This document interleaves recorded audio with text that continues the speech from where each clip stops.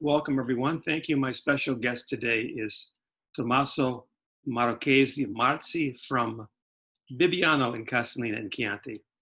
Ciao Tommaso, come stai? Ciao Tom, I'm well, thank you. Happy to be in connection with you and with all your friends. Happy to speak about Bibbiano, the family winery in Castellina in Chianti. Happy to be in connection with many friends in the United States, in the world, through the technology of Zoom. Happy with that. Yes, thank goodness we have this technology, because I don't know what I'd do otherwise. And even short of that, it's just nice seeing you again. So I've enjoyed your wines for many, many years, and I finally had a chance to visit last September. We had a great visit. Yeah. And thank you. You were very, very busy on a phone call, so I was taking taking photos. I had a good amount of time. This is probably around 6:30 at night, but it's just to show people how beautiful this estate is. This is my own photo. Nice, And, super nice. Tell us what we're looking at there. Yeah, we are actually looking from Bibbiano, from my places, towards, I would say, west. And the first hill in the middle of the picture, at its top there, Cypress roundabout, and the vineyard just below the cypress has been planted 2 years ago. So it's a new plant of Ciliegolo. Ciliegolo, okay. Sangiovese and Trebbiano, yeah. Is actually our last work, which has been completed 2 years ago. It's nice to see someone still planting Ciliegolo. I didn't know if anybody was still doing that. So Ciliegolo is an uncommon variety, generally speaking, very old one, releasing very subtle, drinkable, easy wines. Of course, it will be blended with other of our varieties. Probably that, or maybe just to see if we can do as a single variety. We don't know. It's too early by now. All right, that's fine. Which wine do you think you will blend it into?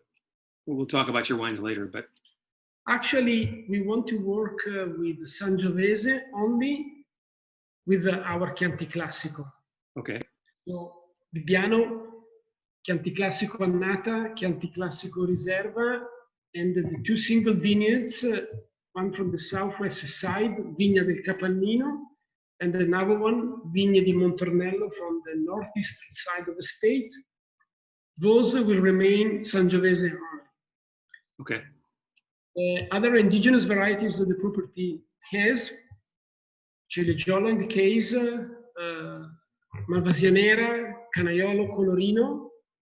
Those are all the red grapes. They will remain inside the IGT Toscana classification, okay, together with the white grapes of Trebbiano and Malvasia del Chianti, which by now are used for making a sort of rendezvous wine. Our Bianco, white wine, is a sort of first presentation. All right, let's look at another picture. This is off your website of the estate. Find it here. And tell us what we're looking at here. Yeah, again, this is the southwest side, and the road is dividing the platform of the southwest of the state. On the very right, there's the Vigna del Capannino, the single vineyard of that platform, where we have a Sangiovese Grosso, which has been brought by Giulio Gambelli. While on the other side, we have Sangiovese, and the picture is actually pointed at the Monte Maggio, that cone, the mount at the horizon is a volcanic cone, pretty far away from Bibbiano. This is actually the characteristics of that side. Is a very open landscape, very, very deep. Okay, and what direction are we looking here? southwest. Southwest. This is southwest, yeah. Okay. Now, one of the things I want to concentrate on before we get to the wines is the history. I know your brother Federico and you managed the estate, and Bibbiano itself is one of the oldest estates in Chianti Classico that's been owned by the same family for many years. Your family has been living on that land for over 150 years, I believe, correct? Yeah, correct. We are the 5th generation of the property. Since the family bought the estate from the Corsini family in 1865. Okay. And it was actually my grandfather starting to change the property from a sharecropping balance between the owners and the farmers working in the state, moving to a conto diretto. So that means direct management of the state. He came to that decision after World War II, of course, in advance in comparison with other properties here around. And he was helped in that change by Giulio Gambelli, who came first in the state. It was 1942. Then that change was managed by my father, who completed the vineyards, so that at the end of the 60s, Bibbiano had already about 25 hectares of vineyards. The cellar was built up, and 1969 was the first vintage bottled under the name of Bibbiano. And then after him was me. My father was a businessman with different interests, an important career with Fiat, Famiglia Agnelli, and Bibbiano was an important part of his time, but he decided not to dedicate the entire professional time to Bibbiano. About 10 years ago, I decided that Bibbiano would have been my profession, my first and unique job. So probably I'm the first in the family who is doing the business of the winemaking professionally and for the totality of my time. I decided to live in the state while my father and my mother were spending a lot of time in here, but they were also sharing their time in Siena. And so this has been a complete change for me about 10 years ago. Yeah, that's the family house. Yes, correct. And I simply decided, and before deciding, I felt that for doing this job in a proper way, you have to live in the state. And Tuscany is, of course, very beautiful. Chianti Classico is a very beautiful place where to live. But living in the countryside, you have to be ready and prompt to accept even the rainy days, even the cold days, December and January. Right. And when the sun is not shining and temperatures is not nice. So sort of attitude you have to have for this. Right. I always laugh when I see either movies or television advertisements in the United States, and a couple decides, oh, we're going to buy a villa in Tuscany. We're going to go to Chianti Classico, and the sun is always shining, and it's a beautiful day, and they're picking grapes. And as you said, there's a lot of days it's raining. There's a lot of days it's very cold. I mean, it's there's a short time when everything is idyllic, but it's funny how we never see that in the movies. Yeah, that's actually a sort of a postcard image of Tuscany. Exactly. Chianti Classico, Chianti, of course, is sunny day, bright day, fresh, windy. You feel the sweetness of the air, even from the images of It's like Tuscany. But then there's something like, of course, the reverse of the medal. But when January and February are cold, often in the past it's been even snowing. Personally, I feel very much okay. I'm happy with that because the more regular is the season, the better will be the output. So mild winters, they happen even recently, are not at the end guaranteeing releasing a proper level of the quality of the grapes. Even if farming now is so precise that you can compensate with your agriculture approach to the facts that the season is maybe bringing something not particularly good for the quality of the grapes. But of course, when the season is regular, you have cold winters, you have rainy but not humid springs, you have sunny, bright summers, not so hot, not so humid. Of course, everything is much easier. All right.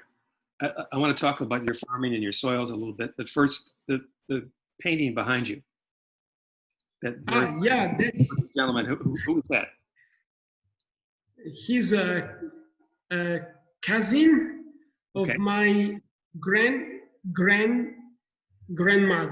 Okay. The paint was in the family, and we decided to bring it in the main meeting room in the fattoria. So I'm in the fattoria, which is just the side of the cellar. Right. Family house is just opposite of this building, and I think it's a nice place where to have our webinar connection, because I'm surrounded by many studios, family, and some of the recognition of our wines. So just to make more cozy, family style, our conversation. Very nice. Okay. Let's talk a little bit about your vineyards and your estate, and you have several pictures on your website of the soil. Yeah. Soils in Castellina. Yeah, that's the soil of the northeastern side of the state, as we have just planted those 4 hectares which are overlooking the wood of Montornelli. That's in fact the name of a single vineyard of the wine we are making with those grapes. Why is so important for us to talk about the soils? In 2009, I decided to change from conventional agriculture and move to organic. Okay.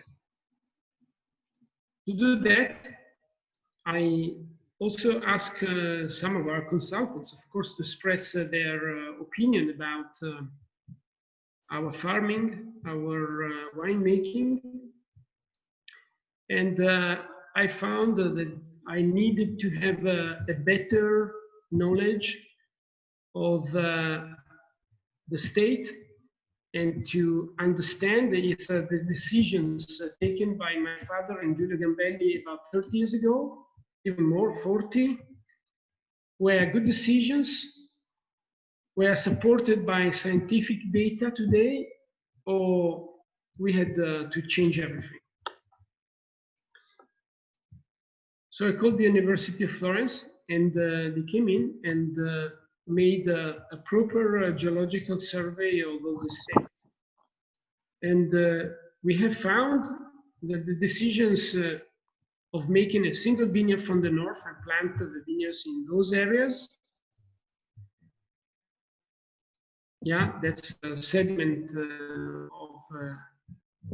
that's clay and calcareous sediments of the northeast side.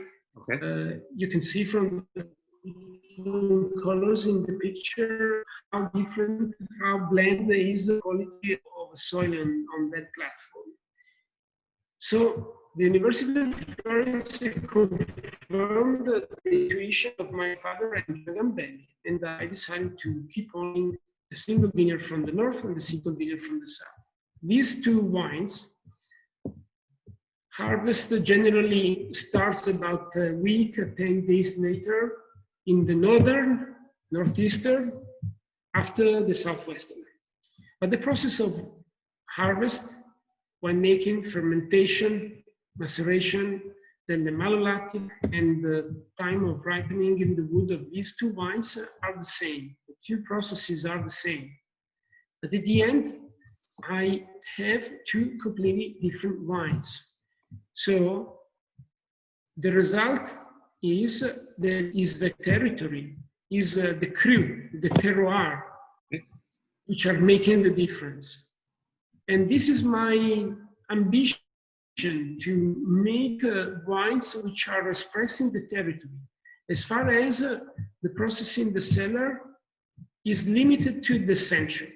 This is my ambition, to have a pure expression, natural expression of a territory through my wines, because I am capable to release wines which are a natural expression of their terroir of origin.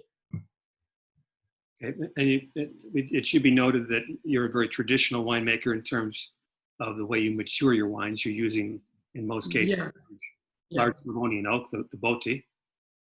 Yeah, this is true. In fact, to obtain a proper pure expression of a vineyard, you have to limit your activity in the cellar. That is, we do if we want to do quick fermentation, we use a stainless steel tank, and this is the case, for instance, of Annata. But then when we want to have more consistent expressions, more structure, more complexity as well, then a very old instrument we have in the cellar, the cement vat, takes the role. So we do longer fermentation in cement vats.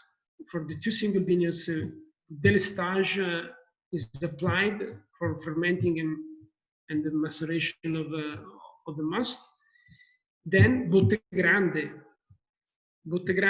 and reducing it really at the minimum the use of tonneau. We still have them, but reducing them every year, because we think that even a short and wise use of wood is then making the wines express more their naturality, rather than something which is sort of stylistic choice made in the cellar. Okay. This is what we wanted to avoid. And I noticed on the website too, talking about the estate, and you mentioned you wanted to change how you made wines a few years ago, that you've been working with the University of Florence for many, many years. And I understand you're doing a lot of work with clones, different clones of Sangiovese. Yeah, that's also an important project we started almost in the same years, between 2009, 2010. The University of Florence was called for helping us first in DNA traceability of the clone of Sangiovese Grosso, which was brought by Giulio Gambelli from Montalcino at the mid of the 50s. My grandfather instructed Giulio Gambelli for those vines to be taken and brought in Bibbiano for the plant of a vineyard of about 4 hectares. Those vines have been always maintained in that vineyard. Before deciding to renewing the vineyard, we tracked the DNA, we isolated the DNA and made prototypes of that genome. We asked a nursery to propagate the vines. Those vines are still under the control of the University of Florence, and probably in a couple of years, we will get a patent from the Ministry of Agriculture, and we will have a sort of copyright of that clone. Interesting. Clone which are still using for doing the Vigna del Capannino. As of course we have been keeping on producing the wine from that vineyard. Right. How old are the oldest vines on your estate? By now, the oldest is pretty young. He's about 20 years old. Okay, yeah, that's not very old. Yeah. Though. Yeah, the average is around 10. But the vineyard, I mentioned before, Vigna del Capannino, planted with Sangiovese Grosso, which is about 11 years ago, we were able to maintain the regional material of the vines thanks to the University of Florence, thanks to the process I have just described before. Okay. And in total, you have, I believe, is it 30 hectares of vineyards planted? Yeah, 30 hectares plus 3 more just planted 2 years ago. Right. We're still releasing any year, of course, yes. Okay. Yeah, and they are almost equally divided between the two sides of the state, the northeastern and the southwestern. In the southwestern, we have a concentration of Sangiovese. The northeastern is more, is dedicated to even the different varieties we have in the state, Malvasia Nera, Canaiolo, Colorino, the white grapes, Trebbiano, Malvasia. Okay. We thought to work on the northeastern side with the other varieties because we have understood that it's more is matching the different kinds of grapes. Is there a little less exposure to the sun in the northeast? Yeah. So the wines will have more acidity and yeah, okay. Cooler, less exposed to the sun, is probably even more exposed to the cold winds from the north. Generally speaking, is about a week, 10 days late in respect of the south, west side. Generally releasing more flavors complexity, more aroma complexity, more variety in terms of the Sangiovese itself is more feminine, I would say. Okay. While the southwest is producing the strength, the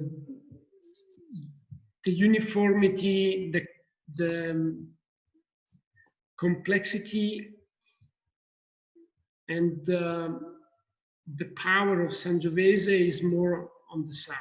The male side of the state is the south. All right. Before we go into the specific wines, I want to ask you a question. When I visited you and when I was leaving, you gave me a copy of a book that was written by our friend Carlo Macchi, who's a friend, he's a wonderful journalist. And it was about your consulting winemaker who was with you for, I think, over 60 years. His name was Giulio Gambelli. And I traveled to Italy all the time, in most years, not this year, and I honestly was not familiar with him. I know any journalist, wine journalist who's at least 40 years old who lives in Italy certainly must have been very familiar with Giulio, but I wasn't. And I read the book and it was fascinating. But if you could tell people who are watching a little bit about Giulio, because he basically was not technically trained. It was just really a feeling of just, kind of, he had such a great palate and could tell, what made a great wine. Tell us about Giulio and his work. Thank you for this question. It's a pleasure and an honor to spend a few words about him for just 3 reasons. He was a friend of my family. He was a professional, a really very much talented person, and he was a gentleman. Okay. These are the questions. I'm happy to respond to your question. Yes, he was not trained. He was not an enologue. He wasn't an enologist. Okay. His education stopped just after the majority, but he was a super talented person in winemaking and in recording the wines he tasted. He was discovered by Tancredi Biondisanti when he was the director of a Farmers Association cellar in Poggibonsi. Giulio Gambelli has never been involved in Biondisanti Greppo in Montalcino. Right. And Giulio Gambelli didn't do anything for them. He has been always documented and told in any occasion, but he was transformed to be a simple assistant of Chef du Cave. He was transformed to be Tancredi Biondisanti assistant because one day he was invited to taste 3 different wines, and he not only individuated the best one, but he's also told Tancredi Biondisanti that the wine was coming from a certain vat. After that day, Giulio Gambelli stopped to be just the worker of the cellar, and he was invited to go to the different producers and taste their wines and to make the selections for bringing those wines into the Farmers Association cellar. And he started his career. At the mid of the 60s or beginning of the 60s, he became a freelance, and he was helping the fattorie, the wineries here around. And then in Montalcino, he had even official charges from Consorzio Chianti Classico, Consorzio Brunello di Montalcino, and Consorzio Vernaccia di San Gimignano. But at the end, 2 things are coming out from him, and there's a third thing I want to tell you because it's a funny story. But the 2 most important things are, one, he was a very talented but very respectful of nature. Mm-hmm. So he didn't use the talent to make the wines, but he was using his talent to make good grapes before good wines, and not to transform the result of the vineyard at any cost. Okay. The second important thing, that he left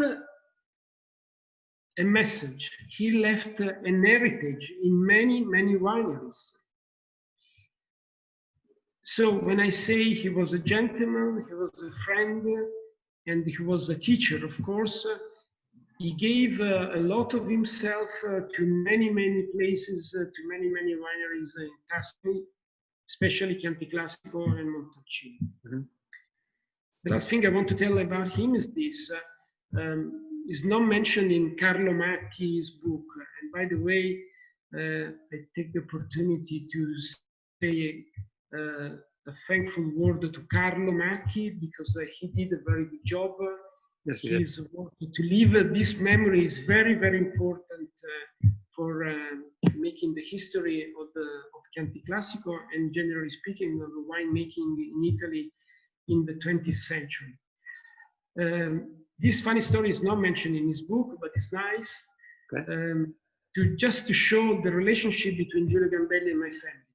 When I was at the high school, Saturday, I finished my school time about 12. So I was moving from Siena to Bibbiano, catching the train in Siena, right. And getting off from the train in Castellina Scala. And generally, I was awaiting my mamma or my babbo, mio padre, to catch me and bring me home. Right. It happened many, many times that I found Giulio Gambelli waiting for me. And Giulio was saying, Tommaso, andiamo a casa. He was bringing me home. Okay, that's good. Because, he was a member of the family. Exactly, yeah, that's great. I can tell just by the way you're beaming and the way you told the story that he really meant a lot to you, more than just, like you said, just, you're consulting winemaker, but like you said, a friend of the family. So that's great. Thanks for that story. Thank you. Thank you. Okay. And he worked with you for almost 60 years, didn't he? About, yes.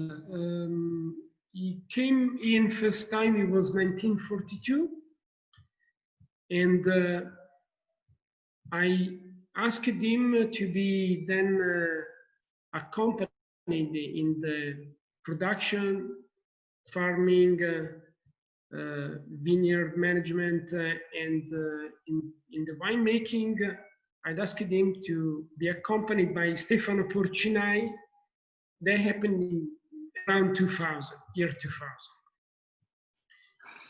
With Stefano Porcinai, we have worked a long time, doing a good job, especially in renovating the vineyards.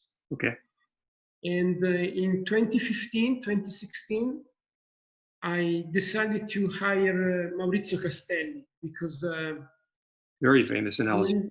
I understood that I needed to come back to a sort of more traditional style. Okay. And to recover some of the good lessons learned from Giulio Gambelli. And Maurizio Castelli, according to my opinion and view, was the right person. I'm very happy with working with him. I'm super happy. That's great. That's great. We have about a half an hour left. I'm probably going to go over a few minutes because we emailed before this, and there's a very special topic you want to talk about that we haven't talked about. I haven't talked about with other producers, so I know it's important to you. And that is what you've learned these past few months with the coronavirus situation. But let's save that for the end. Let's talk about your wines. So we have about 6 or 7 wines to talk about. Very briefly, you make a white and a rosé. The white is called Listrice, Listrice, and it's a blend of Trebbiano and Malvasia. So tell us just a bit about that wine. Yeah. Let me talk about Listrice. Is white Listrice. It's a white wine made with Trebbiano Malvasia, so it's under the IGT classification, of course, together with the Scappalepre Rosato. Why that? Because these two wines are made with the same process. Grapes freshly taken, brought into the cellar, quick press, skins removed, and then the winemaking is under temperature controlled in stainless steel tank, very quick, very easy to do, and then the process continues in the stainless steel tank, and after about a month, the wine is then cleared, and after another month, the wine is in the bottle. So these are two very quick processes, quick ways to make wines which are representing the characteristics of their grapes, and not making with the winemaking or with cellar procedures anything really complicating. So they are pure expression of their variety and the territory of Bibbiano.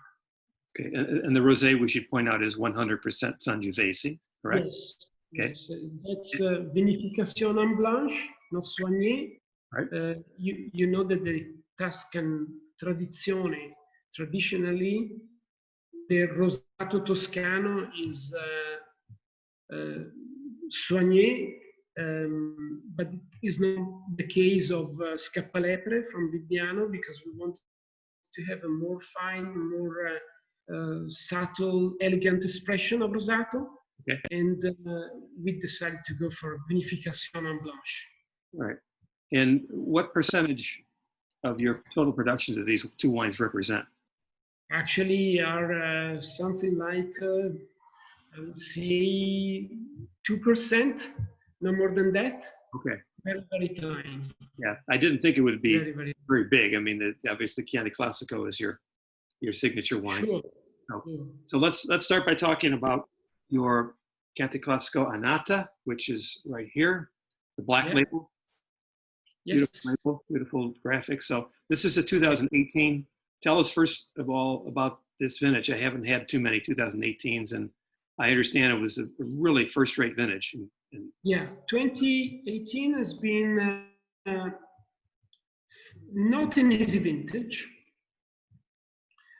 especially for the rainfall during summer.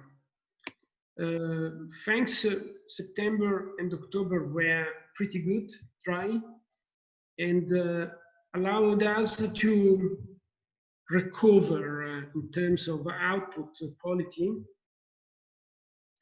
but is still a season, a vintage whose mainly and characteristic is acidity, therefore freshness, drinkability. In our case, we did pretty well. We like have Chianti Classico Annata more drinkable than any other wine, fine, fresh, with the right grade of acidity, where the flavors and aromas are not too much complex, but they are very, very understandable, very easy. What I generally say is the typical bottle that a party of four would order a second bottle during their lunch or dinner.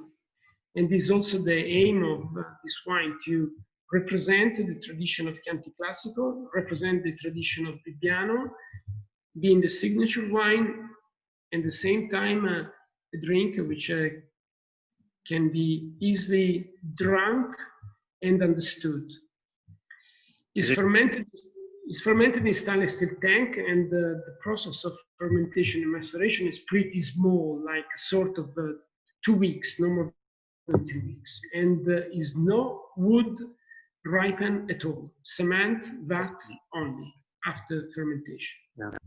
I love your point about party of four, just, hey, let's have a second bottle. I mean, we get so caught up sometimes with scores and how long, how many years a wine can age. We forget sometimes that just the classic, Chianti Classico, or the Annata, as it's referred to in Italy, is just what the wine should be. It should be a drinkable, approachable wine that you can have with people going to have a bottle. And a party of four, 2 bottles. So that's great. That is especially for the Chianti Classico di Annata, so the youngest of the Chianti Classico, according to my view, must be a drinkable wine, must be an elegant, fine, even long wine, but light. Light doesn't mean that it's poor or weak. Right. Light means that it's elegant, it's fine, it's touching your sentiments without giving you too much weight on your palate and in your body. That is very much important, because we have also to consider that we are presenting our production not just to cultures like the Western cultures who are used to accompany our wines with the right pairing of food, right. Meat, pizza, pasta, the Mediterranean diet, or game, whatever. But we have also to encounter different cultures, especially the Eastern cultures, Asia. So we have to think also about a different approach, a more globalized approach than just tradition. I would think that without changing our style, our of course. Right. You're not trying to make an international wine, but I would say I would think with the success of Chianti Classico worldwide, that your point is very well taken. That you definitely have to think about.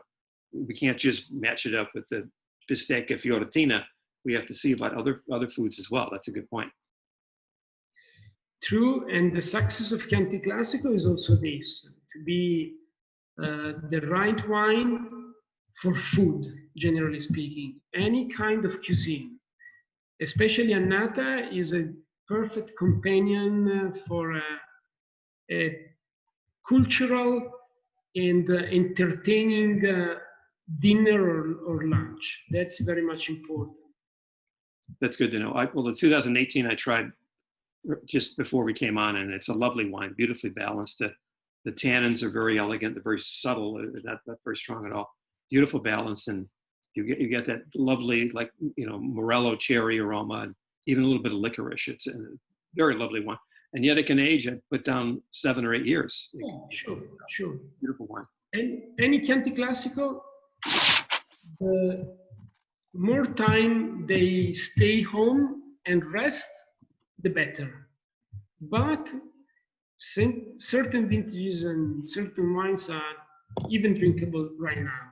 And Annata 2018, Bibbiano is one of these cases, of course. Exactly. Let's move on to the Riserva, excuse me, which is, what is the current vintage on the Chianti Classico Riserva? We have just released this year the 2016. Okay. 2016, is a great year. Great year, yeah. Probably, I would say, the best in the last I would say 10 years. That's quite a statement. Very regular season, very regular. Cold winters, regular spring, sunny, bright summer with the right showers at the right time before mid of August, end of July. It wasn't an early harvest. It was in the second mid of September, the beginning. Lasted about a month. And when we start harvesting in the second fortnight of September, this is a guarantee of quality. In 2016, we did a great work with the single vineyards. Okay. We did a good job with the Annata already in the past. And I'm very happy with the Riserva, which has been released after its period of ripening in the wood, Botte Grande and Bit of Tonneau. Certainly, it has the proper expression of Riserva is from now on, so its way is just started. As Annata, Riserva is made with the grapes of the two sides. So the vineyards which are not releasing their grapes for the single vineyard, the cru of Bibbiano, those grapes are of course used for making Annata and Riserva.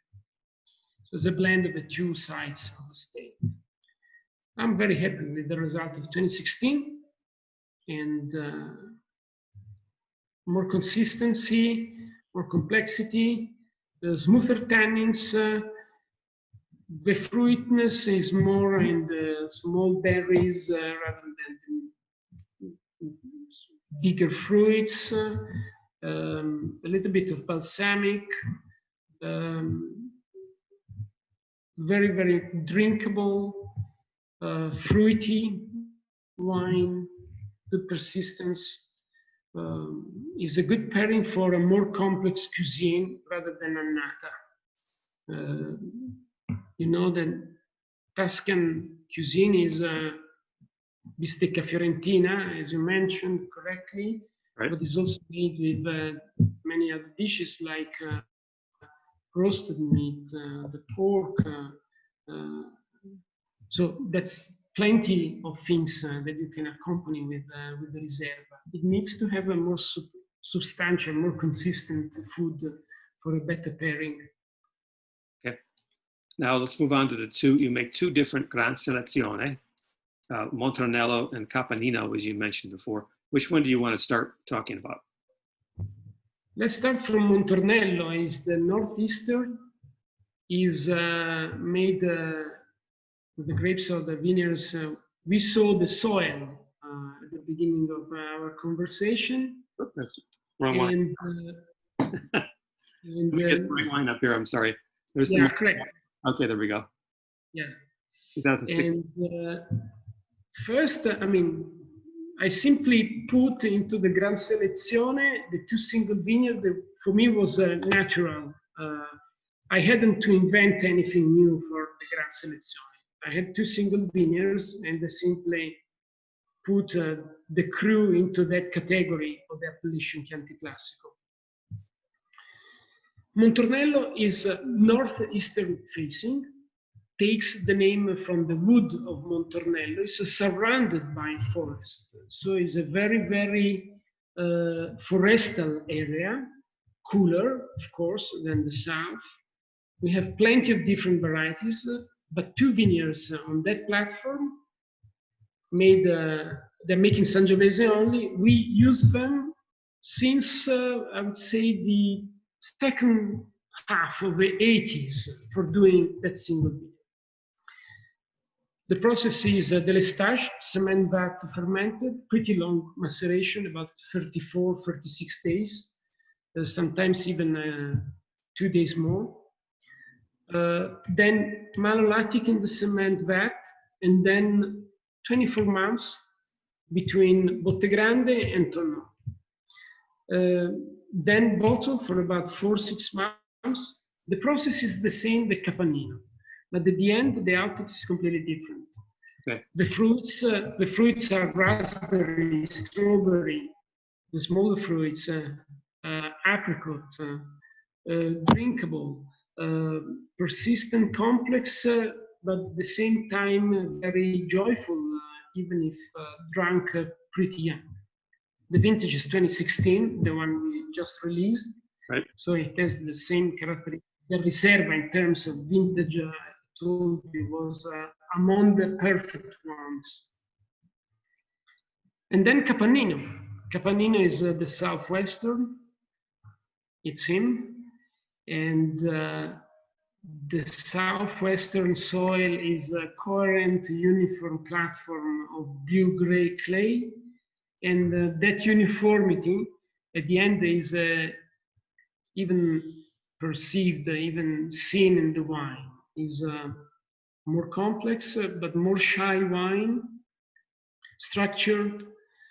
It needs more time for express properly. In this case, we have probably more minerality, as it's more balsamic, even mint in the wine. But if we have to think about the fruits, that Sangiovese Grosso is expressing in the bottle, I'm thinking about plum, I'm thinking about peach. And of course, 2016, the current vintage of that single vineyard is really, honestly, very, very young indeed. Yes. It's wine, it needs time, needs a lot of time. Yeah, when I tasted this, my notes were, it's very impressive wine now, but you should wait a little bit. But in about 12 or 15 years, it will be at peak. Amazing. Yeah, yeah. We are still drinking bottles of about 30 years of those single vineyards. They have changed, of course, but they're still alive. Their freshness is amazing. They are communicative wines, and they are unique in this. This is really, again, part of my ambitions, is to make these wines expressing the territory.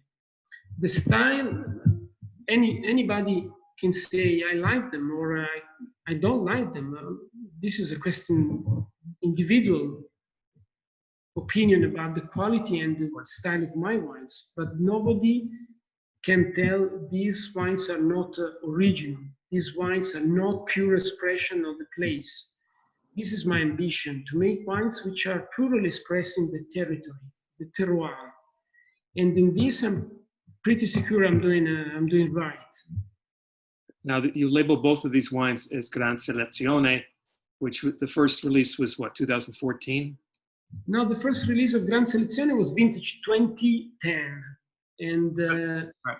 Yeah, 2010. And for me, it was, the appellation decided to introduce a new category, Annata, Riserva, and Gran Selezione as a state-owned grapes-only wines. So you cannot buy wine, you cannot buy grapes for making the Gran Selezione. You have to cultivate your own vineyard.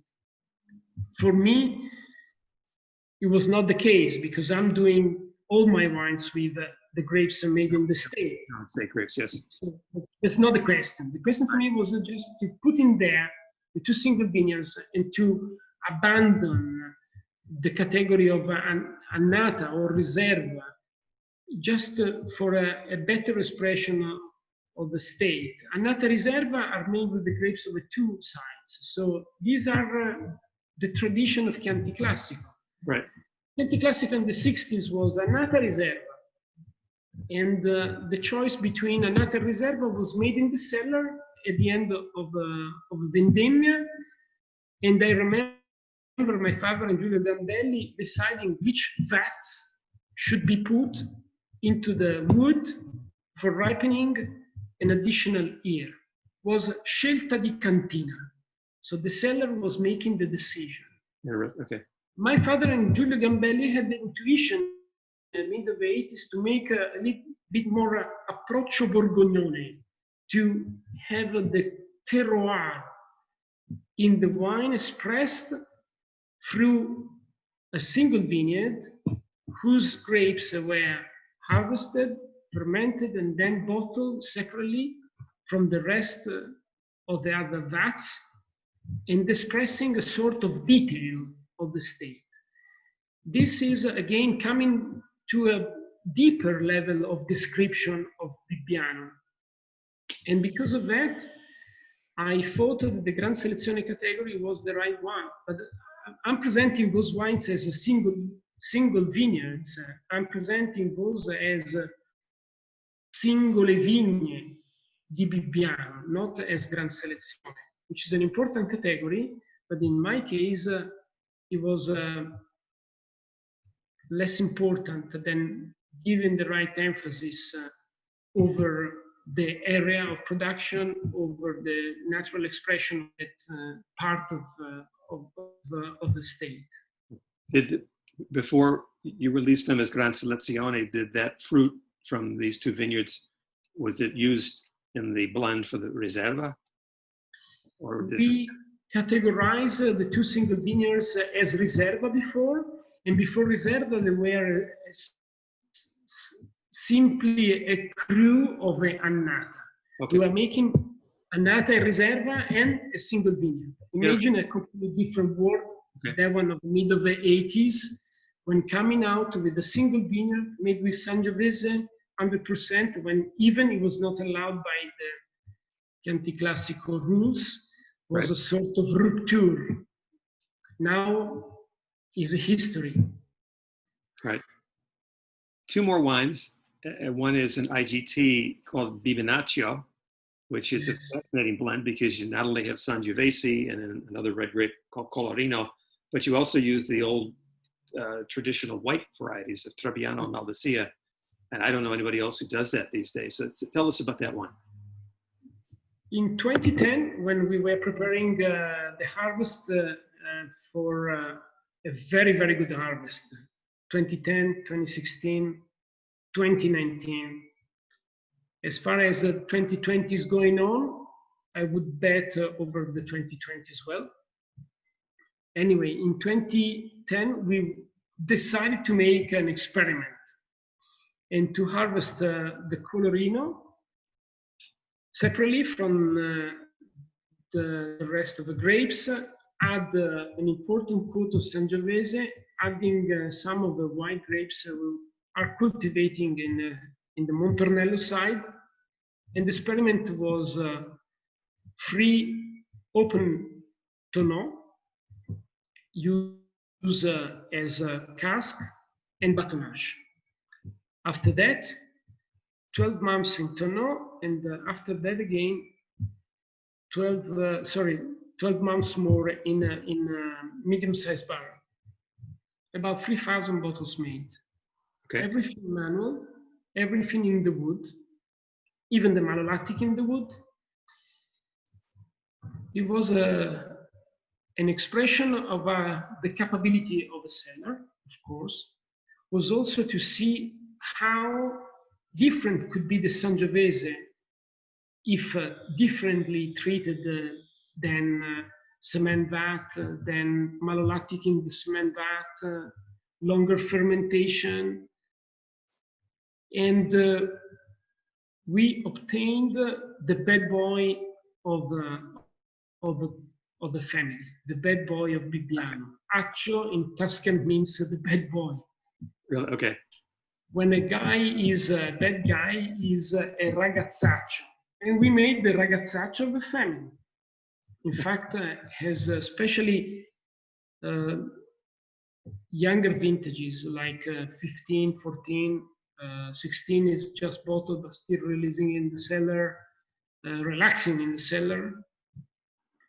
But if you drink like 2010 or 2011, the first touch is animalier, is wet leather, is tobacco, is a sort of aggression to your palate. And then when swallowed, is releasing the fruitness, the length, the sweet tannins, the soft tannins. So it's a sort of contrast. And my wines are not so debating each other, are not fighting. My wines are very, very balanced, are elegant, pure expression of finesse and persistence, very drinkable. You don't feel the alcohol. Bibbianaccio is provoking you. That's what is making this wine. Is first chasing you to find the right pairing. And in this case, the right pairing is the most important expressions of our cuisine. So the pranzo di Natale, the Christmas dinner, for instance. Okay. And that was the aim, to make a sort of rupture, not stylistically, but just in the cellar activity. Yeah, that's what we did, and what we still doing. We only have a few minutes left. I want to keep some time free for that discussion and the last few months, but you also make two different Vinsanto. I have the 2012 Vinsanto. This is the Occhio di Pernice, which is just made from Sangiovese grapes. And then you also make a traditional, if that's the right term, Vinsanto with a blend of white grapes, Malvasia and Trebbiano. So touch briefly on those. Late harvest of Sangiovese for the Occhio di Pernice, and the late harvest of the grapes of Trebbiano Malvasia for the Vinsanto Tradizionale. About 10 days laying on trays for drying the liquid of the grape, drying out, and then a quick press, skins removed, and put the liquid into cask of different woods, chestnut, cherry, white wood, some use barriques, and then for about 3 years, you have simply to forget those casks and don't touch them. The fermentation starts very, very slowly, keeps on slowly. It has some increases in summer, of course, because the temperatures are higher. The Vinsanto is relaxing in winters. And after the third year, you open the cask, you taste, and you decide if to bottle them or not bottle them. Very simple, very traditional, very, very characteristic of the correct interpretation of Vinsanto, which is not too sweet like Passito, right, and not too much acid like a certain Vinsanti del Nonno. That is the reason I'm suggesting those wines not with the sweets, but with the dry sour cheeses, the blue cheeses, or even foie gras. Right. Very nice wines, very well balanced, the expressions are from dried apricot and almond to dried peach, very, very mineral as well. They're a good expression of the tradition of Vinsanto as made in Bibbiano, as we have always been doing like a sort of riserva di famiglia. It was more for family consumer than for different reasons. Well, the 2012, the Occhio di Pernice, which I tried, is excellent. And I remember I hadn't been to Chianti Classico in a few years. And when I traveled around last September, I mean, I have a little bit of a sweet tooth, I'll admit, but you know, when you go to tastings in the United States and you try wines, you don't try Vinsanto. They don't offer the Vinsanto too often. There isn't much made, and they're very expensive. So it had been years since I tried a really great Vinsanto, and not only yours, but you know, half a dozen other estates. It was just, it's one of the things I look forward to when I visit Chianti Classico, because the wine really is amazing. And I know there's some people out there that think they're sweet, and you know, you just say dessert wine, they automatically think it's sweet, but they know they really do finish dry. And especially as they get older and older, they just take on a tremendous, you know, different character that just, it's hard to describe. I mean, unless you try it, it's hard to describe. But anyway, we're going to go over a few minutes, but you specifically in an email said that you wanted to talk about what you learned from the COVID-19 situation. Thank you. Teamwork. You know, Italy was among the first countries affected by the COVID-19. Yes. We were probably among the first countries to move on to the lockout of the country. And from March till the end of May, we were locked home. And for me, you know, I'm a very, very fortunate person. I'm very lucky and honestly very happy that my home was the state and I had the opportunity to walk here around. Right. I wanted to run, breathe pure air, but listening to the news, listening to the news on the newspapers, on TV, I started a reflection, which at the end brought me to understand that we have to move forward to be more sustainable. More sustainable in the case of Bibbiano, which is already organic, almost 10 years already, means to look at its carbon footprint and look to its biodiversity. So these are two fields I started investigating, and probably in 2021 I will get a result on both, hopefully, and to make from those knowledges a starting point for improving in the quality of the wines on the side, having more knowledge of my farming and my winemaking operations, and at the same time having the capability to govern the management of the state for a better sustainability, for a better capability to move the state towards its future. On the other side, there are some romantic experiences we made during the pandemic, of course. We probably heard for the first time the sound of silence. Yeah. Mention Simon and Garfunkel's song, but I came back to my childhood when everything around us was very silent. Cars were just few, no airplanes in the sky, right? And the sky took a brighter color. We saw birds, we saw the nature taking its spaces back. So the wilderness expressed more intensively. We saw wild boars and deers entering in the garden of the villa.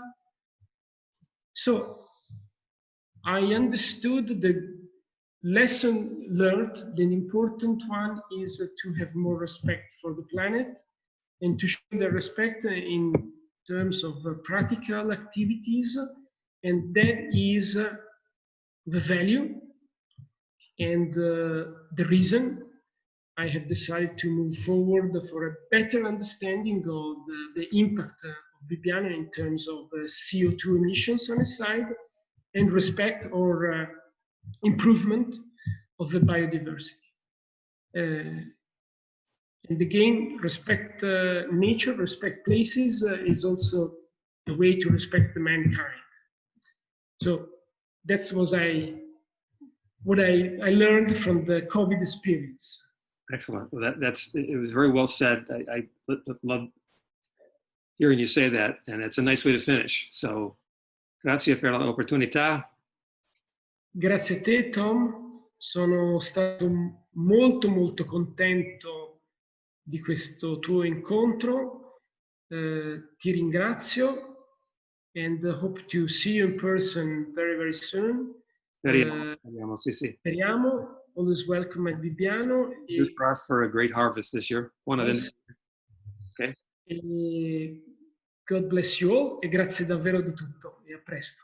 Grazie a te. Buon lavoro, buona giornata. Ciao. Grazie. Okay. Ciao.